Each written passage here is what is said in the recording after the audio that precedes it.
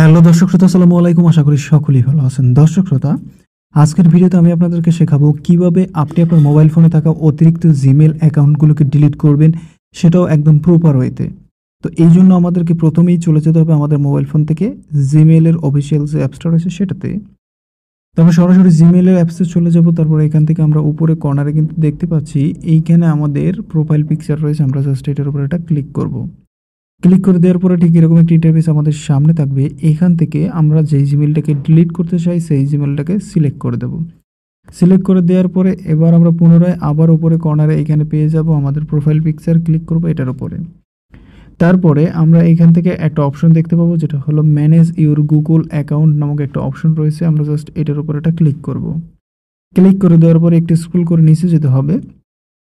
নিচে যাওয়ার পরে আমরা এখানে একটা অপশন দেখতে পাবো, সেটা হলো ডাটা অ্যান্ড প্রাইভেসি নামক অপশন। আমরা এই অপশনটার উপরে একটা ক্লিক করব।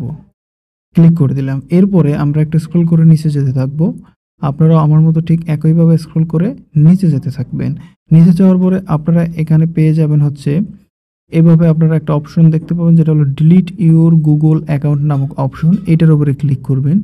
ক্লিক করে দেওয়ার পরে আপনার সামনে ঠিক এরকম একটা অপশন কিন্তু চলে আসবে এবং এখানে আপনাকে আপনার মোবাইল ফোনের পিনটা দিয়ে ভেরিফাই করতে হবে, অথবা যদি ফিঙ্গারপ্রিন্ট লক থাকে সেটা দিয়ে দিবেন।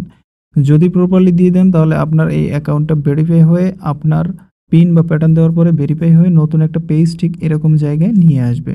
এখানে আসার পরে আপনাকে যেটা করতে হবে দর্শক, স্ক্রল করে নিচে যেতে হবে। তারপরে এখানে আপনি দুইটা অপশন দেখতে পাবেন। এই দুইটা অপশনেই আপনাকে কিন্তু টিক মার্ক দিতে হবে। তো আমি এই দুইটাতেই টিক মার্ক দিয়ে দিলাম। তারপরে এখানে আমরা দেখতে পাবো, একটু স্ক্রল করে নিচে আসলে এখানে হচ্ছে ডিলিট ইউর অ্যাকাউন্ট। আমরা এটার উপরে একটু ক্লিক করব।